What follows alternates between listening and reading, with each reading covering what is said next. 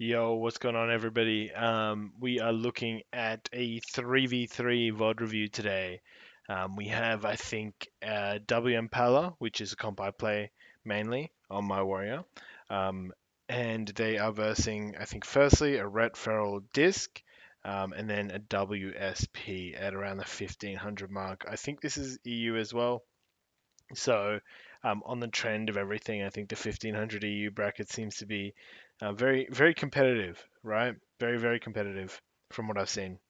Um, Before I jump into that, when this video comes out, which will be probably midday today at some point, please come and check out the stream. I should be streaming at about like 2 or 3 p.m. I'm going to be streaming my main team queues. We're trying to push that 2.9k, 3k bracket. Very, very intense games there. So, really appreciate if you can come show your support if we're doing well or we're doing poorly. It's always nice to have you around. In regards to some of the other questions, uh, I am definitely working on getting a new mic, putting some money aside on it so I can sort of get a decent mic and just be done with it, if that makes sense. Like I don't want to buy something that's $100 and have to replace it in 6 months. At the moment, I'm literally using a work headset that I got from my job, so would like to replace it with more of a professional setup. Um, so hopefully that comes in around 2 weeks. Going to put some cash aside so that can happen, and the quality of these should be better. Finally, looking to get some graphic design, emotes, all this type of stuff done, banners. So if you are a graphic designer and you're looking for like maybe a half day job or something, send me a message. I'd love to get a quote and, see how much it is to get that done. So let's jump into these games. WM Pella versus Warrior Feral Disc Priest first. We might skip around a little bit. So we're Kyrian Warrior, which is it's good. It doesn't really make a difference in WMP. I think both are fine.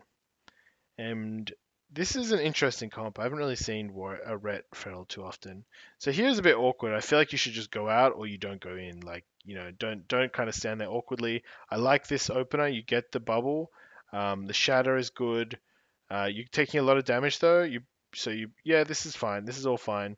You get the bop. So I think there needs to be a bit of communication, but the reflect on that clone is really, really good. The fear is, so you have to think about it like this, right? You have like one fear that doesn't really share DRs except with DB. So that fear is actually pretty important.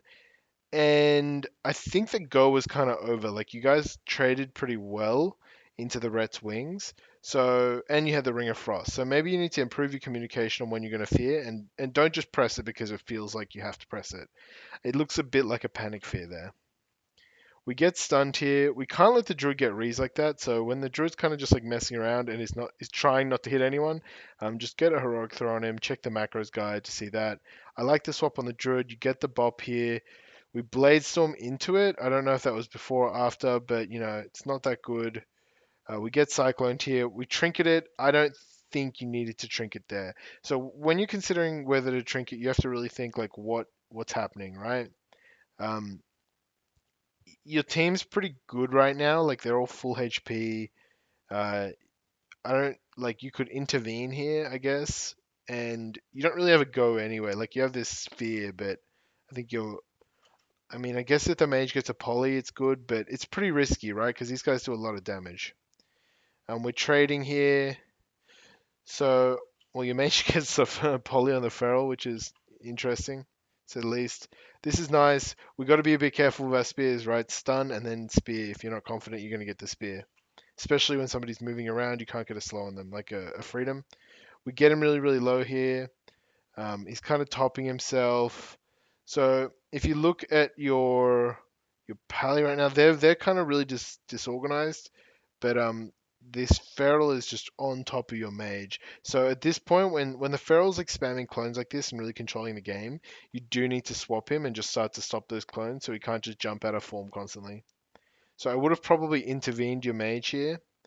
So yeah, definitely intervene your mage now, which is good. We had to get the block anyway, so maybe if you intervened earlier, we would have been able to save the block.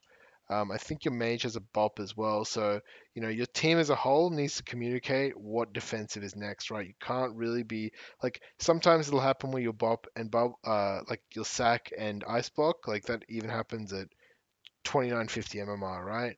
But you can't be doing it so many times because you guys did it at the start as well. You overlapped a lot of defensives. So here I think you're fine. You probably just want to ignore pain. Distance, ignore pain. Okay, we should have ignored pain there. This whole time, yeah, we finally get it out, but you have to ignore pain earlier because it's a 12-second cooldown. So you'd have two ignore pains by now, right? Or in a couple of seconds. You'd have the second ignore pain now, which just helps mitigate some more damage when you have extra rage. So it doesn't look like we're getting too much of a go here. We need to line your Hodge up. So you should probably be stunned now because the priest isn't stunned. You want to use Stormbolt when there's CC as well as Lockdown. This Fear is good. The Spear is nice. You're going to get Cycloned. Or your priest gets Cycloned, which is... oh, sorry, Paladin gets Cycloned, which isn't too bad.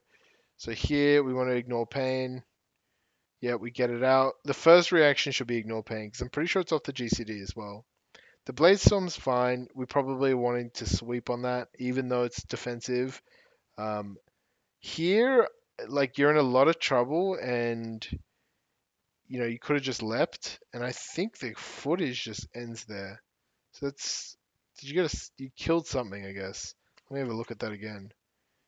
So you're hitting this guy. I think your mage just combusts. Let me see. Um, you get the poly off, and then the combustion happens, and you're very low, and then this red dies. Okay, I didn't actually realize that that's what happened. It seemed to like skip. It felt like so quick. Yeah, so you can see the issues with your gameplay there. I've kind of pointed them out. You want to like line up your Stormbolt with their Stormbolt, and you want to have goes consistently. You and your teammates need to be talking about, okay, I've got stun. Can you get CC on the healer? Okay, can we cross CC? Stuff like that. Sort of like RMP. Let's look at the next game here. I haven't actually seen this. I thought the first one was the whole thing. So, um, do we win this one as well? No, we die. Let me think. I think I actually want to cover the next game, the WSP game. Maybe we'll feature the other two videos in a second clip. But just in the interest of making sure this isn't like a 30-minute video, let's look at the WSP because it's a 5-minute game. And I did actually watch this before, so I know where the issues are here. So we run disarm, banner, rally. This is good. The only thing I might consider is sometimes running Overwatch instead of disarm. Because you can like Overwatch mind games and Overwatch what's it called, reps. But actually, it's a priest, so actually ignore everything I said. Overwatch is still good though because they've got double mind games. Okay, so at the start, I know exactly what I'm about to say because I watched this one. You should just run into this SP. Like you shouldn't be waiting around here like this. This is just awkward. And like you can kind of tell because both of you are doing it, like that. This happens a lot in low rated games. Like nobody has a direction of what's going to happen at the start. At the start, like you either chill back or you go in. Like you don't kind of like take chip damage, take dots. You just get in there as soon as possible. The stun's okay. You get trinket, which is a really bad trinket from him because you haven't even committed anything. But I guess the combust happened too. So you leap back here with the bop, even with the bop, right? Like it's not really any reason to leap. Like your paladin's there, he's not in any CC. Your mage is on top of them, he's not in any CC, and you're not even stunned, right? So you probably should have stayed offensive here, and you probably could have gotten dispersed from this go. So the Hodge comes down, but this entire time you have zero uptime. And like by lossing, like I don't think you really did anything that interesting. Like it's not like you really stopped anything. So we get speared here. If we're getting speared, don't just keep running at this guy. Just hit the warrior, right? So I don't know. This is kind of where we're taking damage, but we're not deciding what we're doing yet. You should probably just hit the SP here. Just say, hey, can I push around here? Your paladin will say yes or no. If he says no, don't push around there. I need to heal you. Then hit the warrior. If he says yes, push in. Go to the SP. The spear's good. We blade storm here. We kind of break the poly, which is really bad. We want to communicate that we're going to blade storm and we're going to cleave so that your mage doesn't even go for them and just does damage. Um, We have to parry here, which is okay. I mean, ideally we wouldn't want to because we haven't traded too well into this team yet. We got PS and we got Fear, but we haven't gotten a defensive cooldown apart from PS yet. He's got these Void Talons we stun, Warbreaker. He has Fade, right? So one thing you want to avoid doing is necessarily like wall breakering when he's obviously going to fade anyway. So keep a closer track of when he has fade up, and when it's on cooldown, commit everything because you can just keep going. But when it's not, you should probably avoid kind of committing just your offensive cooldowns into it. So this is fine. I mean, this is the same thing. Just hit the warrior or hit the priest. Like you're just too indecisive here. We're hitting the warrior, but like the priest is probably still the kill target. You're winning pretty decently on mana though, so you should probably intervene your mage here. He's taking a lot of damage. We probably should have intervened about 2 minutes ago. We could have probably stopped him having to block, but now we will have to block. They swap onto you. Um, I don't know. Do you have disarm? I can't tell where your disarm is here. We get the spear here, but he does have fade again, I think, looking at your UI. The combust comes out. We do get the disperse, which is good. I don't know where our fear button is. I think we used fear before though. We're hitting the warrior here, but like you have disperse. Even though your pally's like repped the SP, you've got disperse off him, right? So you should probably be pressuring him. You don't want to hit the warrior. You don't have anything from the warrior yet. Um, so you're just trading really badly into this warrior. You probably should have. I think you were in D-stance. No, you just switched to D-stance then. When you're feeling like low and a bit in trouble, you should have probably switched to D-stance at that point. We Blade Storm here into the fade. We really need to start paying more attention to when he's fading. Your Paladin kind of overextended here, and there's the he gets a CS on the MD, which is good. So he does keep the bubble. He gets shattered at the last second, but it doesn't matter at that point. I think we get faked there, and we go D-stance. This is okay. We have this double spear here, which can be nice. Nice. We get the double spear. That's nice. It's disarmed, but you still got good pressure here. We get a full poly. Um, Probably could switch B stance here. Okay, we're still not B stance yet. I mean, it's probably too late now. They're going to set up a go. They use the stun on your mage, which I don't know. That doesn't really make too much sense to me. Maybe it's casting a poly. I wasn't really looking. There's Dark Arc.